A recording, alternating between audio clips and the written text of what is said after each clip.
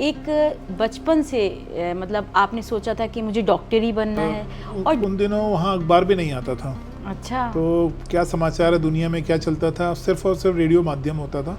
लेकिन उस वक्त तो कंपटीशन जो था वो बहुत ज़्यादा टफ होता था, बहुत टफ। और उस वक्त बहुत मुश्किल भी होता था कि हम मतलब डॉक्टर बनना ही मुश्किल होता था। तो वो मतलब इंजीनियरिंग में भी हो गया और उसमें मेडिकल में भी हो गया। क्या बात है भाई, क्योंकि हमारे पास बायोलॉजी भी थी और मैथमेटिक्स भी थी। जी जी जी जी। तो और आपकी जो वाइफ हैं वो भी डॉक्टर हैं, तो आपकी जो शादी हुई वो किस तरीके से हुई? वो आपकी क्या बैचमेट थी या क्या था, मतलब कैसे कनेक्शन? बैचमेट तो नहीं थी जी, उनका, हमारा कोई लेना देना नहीं था शुरू जी से। जी जी वो कानपुर की पढ़ी हुई हैं, हम ग्वालियर के पढ़े हुए जी हैं। जी। और उस तरीके से अच्छा होता। डॉक्टर साहब, आजकल जिस तरीके से बच्चों की जो है इम्यूनिटी बहुत ज़्यादा वीक हो गई है, और बहुत ज़्यादा बच्चे जो हैं मैं देख रही हूँ कि वो जो हैं मतलब पार्टिसिपेट नहीं करते किसी भी चीज़ में।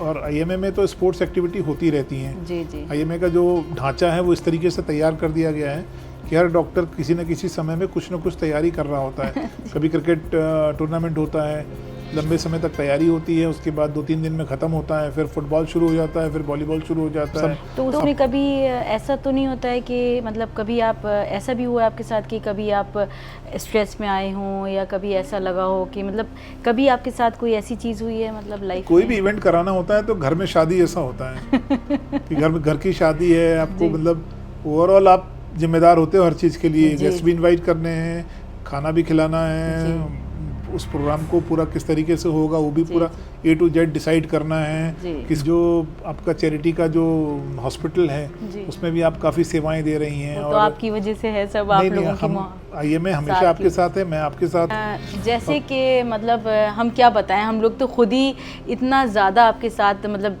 चाहते हैं हर जगह हम लोग कोलैबोरेशन करें, और आपकी अभी जो क्रिकेट लीग थी उसमें भी देखें, किस्मत की बात है कि वेदांत जो है वो अपने साथ ट्रॉफी लेके आई।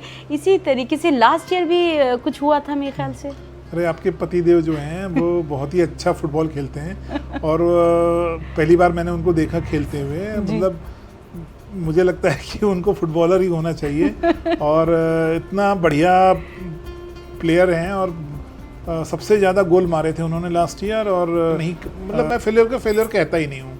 This is a stepping stone, आपको सीखने के लिए कुछ दे जाता है, या तो आप जीतते हो या तो कुछ सीखते हो। कि युद्ध नहीं जिनके जीवन में, युद्ध नहीं जिनके जीवन में, वो भी बहुत अभागे होंगे। या तो प्रण को तोड़ा होगा या रण से भागे होंगे। बहुत खूब, बहुत खूब, बहुत बहुत शुक्रिया।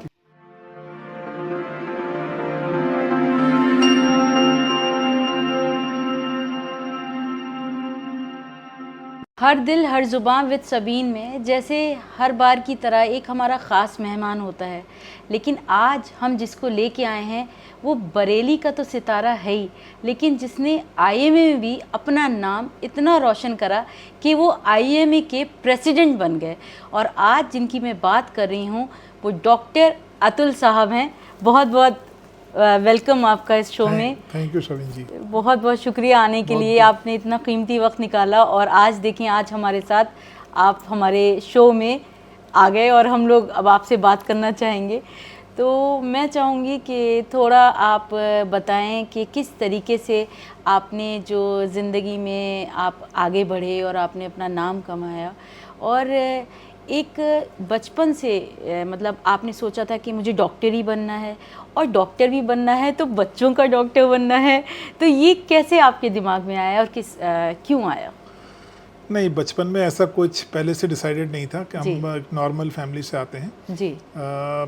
वैसे तो हम आजमगढ़ के रहने वाले लोग हैं। अच्छा। लेकिन पापा की नौकरी की वजह से जी। हमें छत्तीसगढ़, जो शुरू में मध्य प्रदेश में था, जी, अब छत्तीसगढ़ में है, बस्तर जिला है जी, रिमोट एरिया है, सारा जंगल से पटा पड़ा है। रहने के लिए सिर्फ आदिवासी वहाँ रहते हैं। और मतलब जिस समय हम लोग गए थे उस समय वहाँ तक मतलब कुछ भी नहीं था, सिर्फ एक सड़क जाती थी। जी। तो गवर्नमेंट का नेशनल मिनरल डेवलपमेंट कॉरपोरेशन है, जी, मतलब माइंस का एक ओर मिला वहाँ पे, आयरन ओर। जी, उसकी वजह से एक टाउनशिप डेवलप करी गवर्नमेंट ने। जी, छोटा सा टाउनशिप थी, मुश्किल से 500-600 घर थे। जी। और उस टाउनशिप में सबको बसाया गया, घर बनाए गए और एक सेंट्रल स्कूल था वहाँ पे, तो वहाँ पे ही हमारी पढ़ाई हुई। और उन दिनों वहाँ अखबार भी नहीं आता था। अच्छा। तो क्या समाचार है दुनिया में, क्या चलता था, सिर्फ और सिर्फ रेडियो माध्यम होता था, टीवी था नहीं उस समय। जी। तो दुनिया के बारे में सिर्फ रेडियो से ही थोड़ा बहुत पता चलता था, बाकी स्कूल में जो चीज़ें बता दी जाती थी वो समझ में आती थी। जी जी। तो बस ऐसा कुछ भी नहीं था कि डॉक्टर बनना है, वो उतना हम सोचते ही नहीं थे। जी। एक नॉर्मल सी लाइफ जी रहे थे और पहली, दूसरी, तीसरी, चौथी इस तरीके से पढ़ाई करते रहे और धीरे धीरे आगे बढ़ते रहे। तो हमें भी पता नहीं था कि किस तरीके से, उन दिनों तो सिर्फ मेडिकल और इंजीनियरिंग का ही क्रेज़ ज़्यादा था। जी जी जी। पेरेंट्स को बस यही समझ में आता था कि या तो बच्चा इंजीनियर बनेगा या तो डॉक्टर बनेगा। जी। तो मतलब आए दिन आसपास से सुनते थे कि ऐसा है, फलाना यहाँ चला गया, ठिकाना यहाँ चला गया, लेकिन हमारे ऐसे वो जहन में कोई ख्याल नहीं होते थे। धीरे धीरे धीरे पढ़ते इवन 11वीं 12वीं तक भी हमें कुछ बहुत ज़्यादा आइडिया नहीं था कि कैसे डॉक्टर बना जाता है। हाँ, ऐसा होता था कि जब हम लोग बस्तर से अपने घर जाते थे जी। आजमगढ़, जी जी। तो सबसे पहले हमारा ठहराव होता था रायपुर में। अच्छा। तो रायपुर से from bus stand to railway station जी जाना होता था, तो रास्ते में मेडिकल कॉलेज पड़ता था, जी। Raipur medical college. तो हम रिक्शे पे बैठ के जा रहे होते थे। वो मेडिकल कॉलेज का जो कैंपस है उसका माहौल अलग ही होता है। वाइट एप्रन में सारे बच्चे घूम रहे होते थे, देख के बड़ा अच्छा सा लगता था, लेकिन अपने बस की बात नहीं है ये सोच करके हम आगे बढ़ जाते थे। जी। तो कोई ऐसा वो नहीं था। इवन ऐसा भी हुआ है कि एक बार मेरे मन में इच्छा हुई कि पता करूं कि कैसे मेडिकल कॉलेज में एडमिशन मिलता है। तो हमने चिट्ठी लिखी थी अपने घर से अच्छा। मेडिकल कॉलेज में कि आपके यहाँ एडमिशन लेना है और कैसे एडमिशन होता है। उसका कोई जवाब खैर आया नहीं। तो बाद में लेकिन जब 12th कर लिया तब दोस्तों ने या एक आध रिश्तेदारों ने बताया कि कुछ कॉम्पिटिटिव एग्ज़ाम्स होते हैं। लेकिन उस वक्त तो कंपटीशन जो था वो बहुत ज़्यादा टफ होता था, बहुत टफ। और उस वक्त बहुत मुश्किल भी होता था कि हम मतलब डॉक्टर बनना ही मुश्किल होता था। तो वो कैसे आप मतलब इस काफ़ी तरह से? लिमिटेड सीट्स होती थी। जी जी जी जी। और सिर्फ गवर्नमेंट मेडिकल कॉलेजेस होते थे, प्राइवेट मेडिकल कॉलेजेस का नाम भी नहीं होता था। नाम भी नहीं होता था। तो आपके पास सिर्फ एक ही रास्ता होता था कि आप उस कंपटीशन को क्लियर करिए। क्लियर करें। और खैर पढ़ने में ठीक थे शुरू से, जी लेकिन ओरिएंटेशन नहीं था। जी तो एक साल हमें कोचिंग क्लास ज्वाइन करना पड़ा आफ्टर 12th। जी तो कोचिंग में उन्होंने पूरा ओरिएंटेशन दिया। जी। पढ़ा हुआ तो पहले से ही था और काफ़ी चीज़ें पहले से पता थी, लेकिन किस तरीके से अटेम्प्ट करना है, क्या क्वेश्चंस होते हैं, ये सब चीज़ें कोचिंग क्लासेस में पता चली। जी। तो उसके बाद सिलेक्शन हो गया, इंजीनियरिंग और मेडिकल दोनों में सिलेक्शन हो गया था हमारा, क्योंकि हमारे पास 12th में बायोलॉजी, मतलब इंजीनियरिंग में भी हो गया और उसमें मेडिकल में भी हो गया। क्या बात है भाई। क्योंकि हमारे पास बायोलॉजी भी थी और मैथमेटिक्स भी थी। जी जी जी जी। तो मैथ्स की वजह से हमने इंजीनियरिंग भी अटेम्प्ट करी थी और बायो की वजह से मेडिकल भी अटेम्प्ट किया था। तो दोनों में एडमिशन हो गया था। जब पहले तो इंजीनियरिंग का रिज़ल्ट आया तो इंजीनियरिंग में एडमिशन ले लिया। उसके बाद मेडिकल का रिज़ल्ट आया तो फिर समझ में नहीं आया कि क्या करें। जी। तब फिर वही है, घर वाले या परिवार वाले किसी ने राय दी कि मेडिकल में ज्वाइन कर लो, ज़्यादा बेहतर रहेगा। अच्छा अच्छा। तो फिर मेडिकल कॉलेज में, ग्वालियर मेडिकल कॉलेज में हमारा एडमिशन हुआ। तो ग्वालियर हमने ज्वाइन कर लिया, घर से काफ़ी दूर था जी, लेकिन फिर भी मेहनत करी आपने और जी आप करते चले गए आगे। और आपकी जो वाइफ हैं वो भी डॉक्टर हैं, तो आपकी जो शादी हुई वो किस तरीके से हुई? वो आपकी क्या बैचमेट थी या क्या था, मतलब कैसे कनेक्शन? बैचमेट तो नहीं थी जी, उनका हमारा कोई लेना देना नहीं था शुरू से। जी जी। वो कानपुर की पढ़ी हुई हैं, हम ग्वालियर के पढ़े हुए हैं। जी जी ये टोटली अरेंज मैरिज थी। जी। और ऐसा होता है नॉर्मल कंडीशन में कि आपके कास्ट में एक फ़ीमेल होती है। जी। बीइंग ए डॉक्टर सब लोग तलाश यही कर रहे थे कि आपकी पत्नी भी डॉक्टर हो। अच्छा अच्छा। तो वहाँ से भी उनको भी सेम ऐसा ही चाहिए था। जी। तो बस सारी चीज़ें मिलती गई और शादी हो गई। मतलब टोटल अरेंज मैरिज थी, पहले से नहीं जानते थे हम जी लोग। जी जी जी। तो जैसे आजकल के जो बच्चे हैं और वो जो है नीट की तैयारी करते हैं, मतलब कई कई बच्चे 1 साल 2 साल, तो उनके लिए आप क्या कहना चाहेंगे कि किस तरीके से उन्हें जो है अपना मतलब एक फोकस्ड रहना चाहिए पढ़ाई में, और क्या क्या करना चाहिए उन्हें, क्योंकि आजकल तो आप देख ही रहे हैं कि जो हमारी मतलब यूथ है वो इतना ज़्यादा गैजेट्स में है और इतना, तो उसको किस तरीके से? नहीं ठीक है, हम नीट की तैयारी में तो मेरी थोड़ी मतलब शुरू से ही मेरा ध्यान रहा हुआ है, क्योंकि दोनों बच्चों को हमने नीट की तैयारी करवाई है जी। हमारे दोनों बच्चे फर्स्ट अटेम्प्ट में सिलेक्ट हुए हैं। अच्छा। और बहुत हाँ सीधे 12th से यहीं से कब समय इन दिनों बड़ा ट्रेंड होता है कि आपको फलाने दिल्ली जाना है, कोचिंग सेंटर ज्वाइन करनी है, या फलाने इंस्टीट्यूट से ही पढ़ाई करनी है जी। कोचिंग, खासकर मतलब कहीं कोटा का नाम है, दिल्ली का नाम है, अलग अलग शहर बड़े बड़े शहरों में लोग भेज देते हैं जी। लेकिन हमारा दिमाग शुरू से क्लियर था इस मामले में, क्योंकि हम सारा कुछ कर चुके थे। बहुत धक्के खाए हमने भी अपने कोचिंग में कि एक ही साल में हमने 2-3 कोचिंग चेंज करी और सब कुछ किया जी। तो पता था कि ये बेसिकली आपके गाइडेंस के लिए होते हैं। पढ़ाई तो आपको खुद ही करनी पड़ती है, ये सिर्फ रास्ता बताते हैं कि क्वेश्चंस इतने टफ नहीं होते हैं। बेसिकली होता ये है कि आपको इतने सारे क्वेश्चंस इतने कम समय में करने होते हैं। बिल्कुल बिल्कुल। और गलतियां कम करनी होती हैं। जी जी। जितनी ज़्यादा गलतियां करेंगे आप, वो बाहर हो जाएंगे आप। तो अपनी गलतियों को कम करो। तो उसी में दोनों बच्चों की हमने तैयारी करवाई है, उनकी तैयारी पर पूरा नज़र होता था। तो यही बच्चे मोबाइल यूज़ करते हैं, एक पर्टिकुलर टाइम पे दिया जा सकता है, लेकिन कोशिश यही होती है कि कम से कम यूज़ करें, और यूज़ करें तो अपने मकसद के लिए करें। जी। जैसे आजकल कई सारे ऐप हो गए हैं जो नीट की तैयारी करवाते हैं, उनमें MCQs होते हैं जी। आप उसको खोलिए, साइट को खोलिए और अपना करते जाइए, आपको मज़ा आएगा। आप जितने ज़्यादा सही करते जाओगे उतना ज़्यादा और आनंद आएगा कि भाई ये हुआ। तो साथ में बच्चों का जो कोचिंग चल रही है, तो कोचिंग के सहारे छोड़ नहीं देना चाहिए जी। कि कोचिंग वाले करा रहे हैं और माँ बाप जो है चुपचाप बैठे हुए हैं कि जैसा करा रहे हैं करने दीजिए। आप नज़र रखिए बच्चा क्या कर रहा है जी। जा रहा है तो वहाँ से वापस आ रहा है तो बैठ के पढ़ता है, नहीं पढ़ता है उस चीज़ों को जी। जो उनके छोटे छोटे क्या कहते हैं एग्ज़ाम्स या टेस्ट होते हैं, उन टेस्ट को अटेम्प्ट कर रहा है कि नहीं कर रहा है। अटेम्प्ट कर रहा है तो कितने नंबर ला रहा है। सिर्फ नंबर से पता नहीं चलता, आप देखिए कि गलती कहाँ कर रहा है। आप प्रॉपर एक तरीके से स्क्रूटनी करिए। बीइंग ए डॉक्टर, पेरेंट्स दोनों, हम मतलब मम्मी भी उनकी डॉक्टर है, हम भी डॉक्टर हैं और पढ़े लिखे मतलब सारा इस फेज से गुजरे हैं। तो हम तो एक एक सवाल की स्क्रूटनी करते थे। अच्छा। इसमें क्या किया, इसमें कैसे किया, यहाँ क्यों गलतियाँ हुई। जी जी। तो वो धीरे धीरे उसको करेक्शन करके और फिर पढ़ने के लिए उनको आप थोड़ा सा मोटिवेट करते हो, प्लस नज़र रखते हो कि क्या कर रहे हैं। और अच्छा डॉक्टर साहब, आजकल जिस तरीके से बच्चों की जो है इम्यूनिटी बहुत ज़्यादा वीक हो गई है, और बहुत ज़्यादा बच्चे जो हैं मैं देख रही हूँ कि वो जो हैं मतलब पार्टिसिपेट नहीं करते किसी भी चीज़ में। मतलब आएंगे तो वो अलग रहना चाहेंगे, और उनकी तकलीफ़ें भी वैसी ही बढ़ रही हैं कि जैसे उनको किसी बच्चे के साथ जो है मेमोरी लॉस हो रहा है, किसी को आईसाइट की बहुत ज़्यादा प्रॉब्लम हो रही जो पहले नहीं देखी जाती थी। तो इस पर आप क्या कहना चाहेंगे? इम्यूनिटी तो ठीक है। इम्यूनिटी का एक्चुअली क्या है कि इम्यूनिटी हमारे बॉडी में बिल्टअप कुछ तो इनेट होती है, बन करके ही आती है, माँ बाप के खून से मिलती है। जी जी। और कुछ जो होती है हम एक्वायर करते हैं, पैदा होने के बाद करते हैं। जी जी। तो जितने ज़्यादा एंटीजन से हम एक्सपोज होंगे उतने ज़्यादा इम्यून होंगे। तो आजकल क्या बच्चों का एक्सपोजर थोड़ा सा कम हो गया है कि बहुत ज़्यादा साफ़ सफाई मेंटेन होती है, तो बच्चे कम बीमार पड़ते हैं शुरू में। बाद में जो है उनकी इम्यूनिटी थोड़ी सी वीक हो जाती है जी।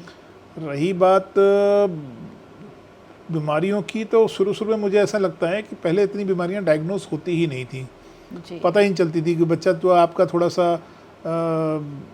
ऑटिज़म होता था, तो ऑटिज़म जैसा पहले कोई कॉन्सेप्ट ही नहीं था। मतलब जानते ही नहीं थे कोई, तो बस वो एक मान लेते थे कि हमारा बच्चा ऐसा ही है। बिल्कुल ठीक है। हाइपर ADHD होता है, ADHD होता है, वो मतलब अब डायग्नोस होने लगा है। अब हम डॉक्टर्स बताने लगे हैं पेरेंट्स को, तो थोड़ा सा इसकी वजह से भी इंसिडेंस बढ़ गए हैं जी। रही बात आंखों की कमजोरी की, तो वही है कि आपका स्क्रीन टाइम बढ़ गया है और न्यूट्रिशन वैसा नहीं रहा है जी। इसकी वजह से आंखों की कमजोरी भी आती है। और ओवरऑल जो है पेरेंट्स तो कभी कभी कुछ ज़्यादा वो हो जाते हैं कि हाँ यही खाना है, ये नहीं खाना है और ये नहीं खाना। मुझे लगता है कि थोड़ी आज़ादी देनी चाहिए खान पान में जी। बच्चे को अपने डिसाइड करने दीजिए, लेकिन मॉनिटर रखिए, नज़र रखिए और डॉक्टर से कंसल्ट करिए बेसिकली कि क्या है। अच्छा, जैसे बच्चों का ये भी देखा जाता है कि वो स्पोर्ट्स में उतने ज़्यादा नहीं होते क्योंकि उनकी एक्स्ट्रा करिकुलम नहीं है, एक्टिविटीज़ जब वही नहीं होंगी। और हाल ही में मैं मतलब आप सबसे बताना चाहूँगी कि इन्होंने अभी क्रिकेट आईएमए क्रिकेट लीग कराई है जो कि बहुत ज़बरदस्त आपका हो गया। तो स्पोर्ट्स के बारे में भी बताइए कि किस तरीके से आप स्पोर्ट्स में भी इतने आगे रहते हैं हमेशा, और मैंने देखा है आप हमेशा एक्टिवली पार्टिसिपेट करते हैं उसमें। नहीं, स्पोर्ट्स तो हमारा पहला प्यार है। जी जी। और मैं खुद भी टेबल टेनिस का खिलाड़ी हूँ जी। और काफ़ी समय से, मतलब शुरू से, जब से स्कूलिंग टाइम प्लस यहाँ बरेली में भी मैं ऑलमोस्ट कोशिश करता हूँ रोज़ 1 घंटा खेलने की। जी। तो हमारी एक पूरी टीम बनी हुई है, एक हमारा ग्रुप है जी। और हम लोग रोज़ पहुँच जाते हैं, 1 घंटा कम से कम तो खेलते ही खेलते हैं। वो डेली रूटीन है जी। उसके अलावा बैडमिंटन, और उम्र के साथ थोड़ा बैडमिंटन कम हो जाता है। जी जी। तो वो है और आईएमए में तो स्पोर्ट्स एक्टिविटी होती रहती हैं। जी जी। आईएमए का जो ढांचा है वो इस तरीके से तैयार कर दिया गया है कि हर डॉक्टर किसी न किसी समय में कुछ न कुछ तैयारी कर रहा होता है। कभी क्रिकेट टूर्नामेंट होता है, लंबे समय तक तैयारी होती है, उसके बाद 2-3 दिन में ख़त्म होता है, फिर फुटबॉल शुरू हो जाता है, फिर वॉलीबॉल शुरू हो जाता है। तो फिर आपने जैसे जिस तरीके से आईएमए के आप प्रेसिडेंट हैं, और जब आप बने तो आपको कैसा फील हुआ, क्योंकि आपने काम भी उसमें इतने अच्छे करे, बैक टू बैक आप इवेंट्स कर रहे हैं और इतने ज़्यादा आप एकदम से हाईलाइट भी हुए हैं। तो ये आप बताएं कि इस तरह का क्या आप अपने स्कूल टाइम पे भी करते थे, कॉलेज लाइफ में भी कैसे टाइम आपको कैसे मिलता था ये सब, क्योंकि आप अभी तो हर चीज़ में मतलब इतना एक्टिवली पार्टिसिपेट कर रहे हैं और काम कर रहे हैं? नहीं, स्कूल टाइम में तो एक्स्ट्रा को करिकुलर एक्टिविटीज़ चलती रहती थी, पोएम रेसिटेशन, डिबेट, ऐसे राइटिंग, ये सब चीज़ें चलती रहती थी। जी जी। करते ही थे हम स्कूल टाइम में। लेकिन यहाँ पे जो हमारा जो प्रेसिडेंसी है, एक तो बीइंग मैं बरेली का नहीं रहने वाला हूँ, ठीक है, ना ही मेरी एजुकेशन यूपी में हुई है। जी जी जी। तो आईएमए का जो इलेक्शन था वो थोड़ा सा टफ था जी, बहुत टफ क्योंकि था। जानने वाले बहुत कम हमारे उसमें थे कि ना हमारा अपना कॉलेज था।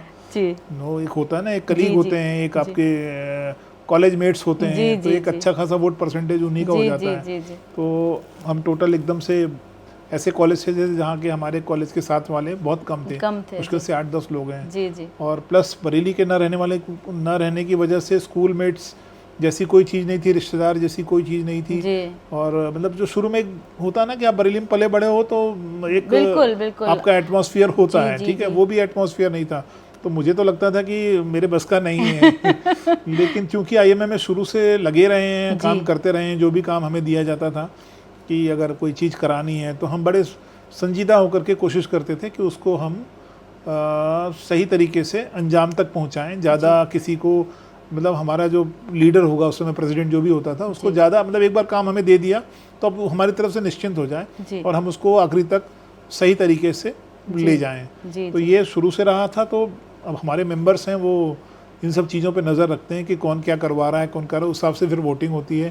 तो मुझे लगता है बाकी सब चीज़ों से इतना फ़र्क नहीं पड़ता है।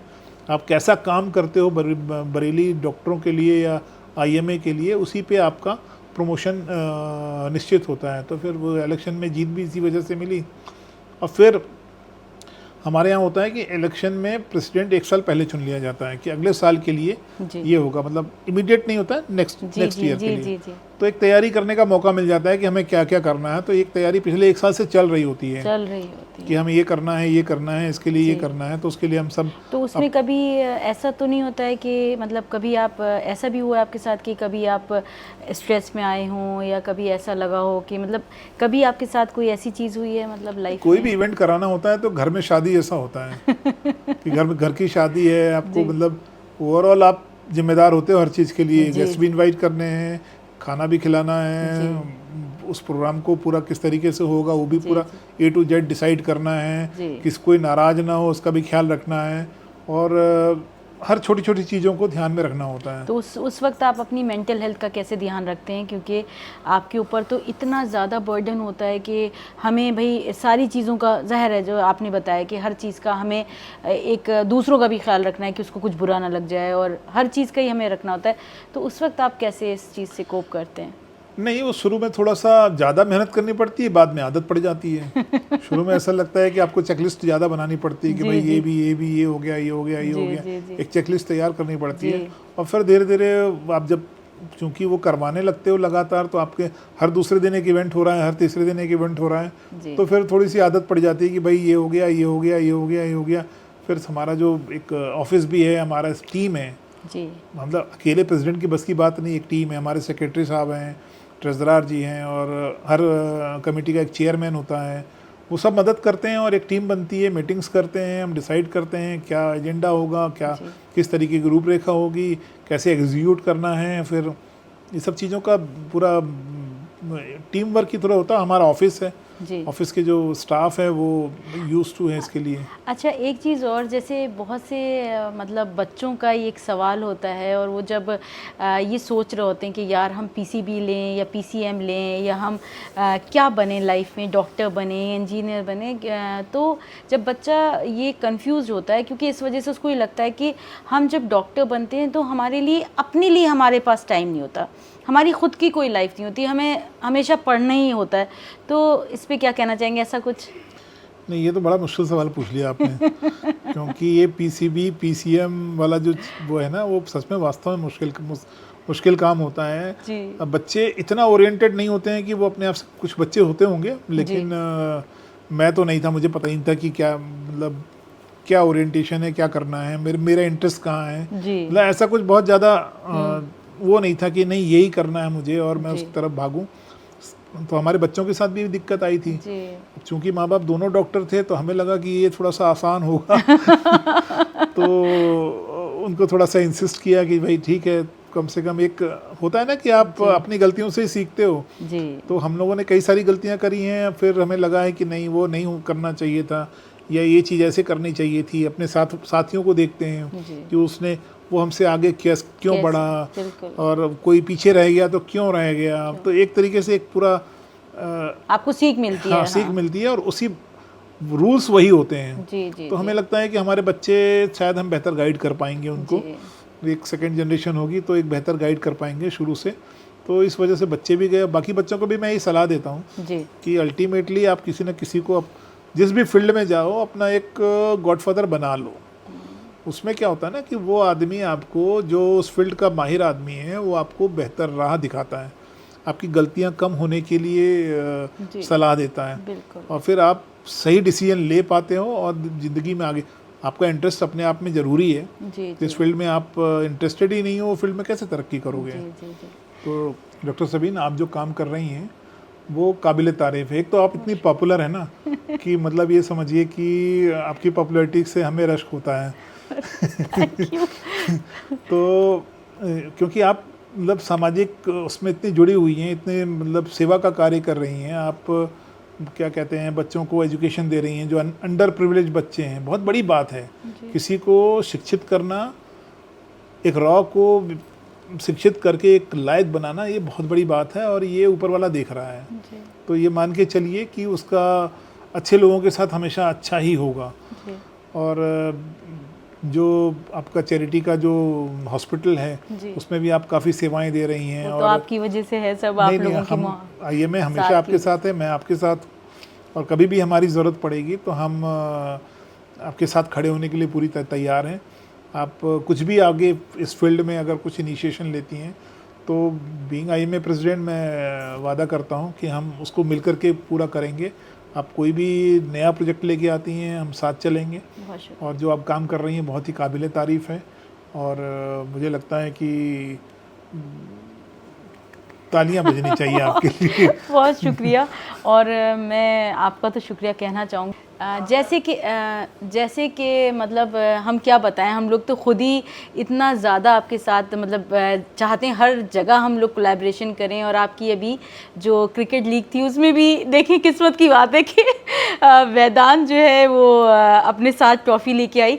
इसी तरीके से लास्ट ईयर भी कुछ हुआ था मेरे ख्याल से। अरे, आपके पतिदेव जो हैं वो बहुत ही अच्छा फुटबॉल खेलते हैं, और पहली बार मैंने उनको देखा खेलते हुए। मतलब मुझे लगता है कि उनको फुटबॉलर ही होना चाहिए। और इतना बढ़िया प्लेयर हैं, और सबसे ज़्यादा गोल मारे थे उन्होंने लास्ट ईयर। और गोल्डन बूट का अवार्ड जीता था। जी इस जी बार भी हमने कोशिश करी है कि उनके हाथ से ही हमने गोल्डन बूट का अवार्ड दिलवाया है। जी, बहुत ही शुक्रिया। सच ए गुड प्लेयर ना, मतलब कि जिस तरीके से आप मतलब एज ए डॉक्टर हमारे साथ जुड़े हुए हैं और हमेशा से आपने चाहा कि किस तरीके से हम अच्छा करें, तो क्योंकि एक आप डॉक्टर के साथ साथ एक बेहतरीन इंसान भी हैं और बहुत सारी चीज़ें थी जो मतलब मुझे आपसे अभी और भी करनी थी, लेकिन ये है कि हम लोगों की फिर नेक्स्ट एपिसोड में और हम लोग फिर जल्दी मिलेंगे।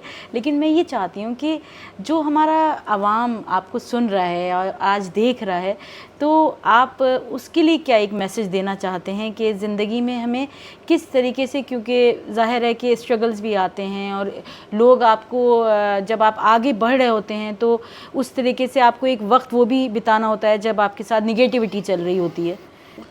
बस सबसे आवाम से यही कहना चाहूँगा कि भाई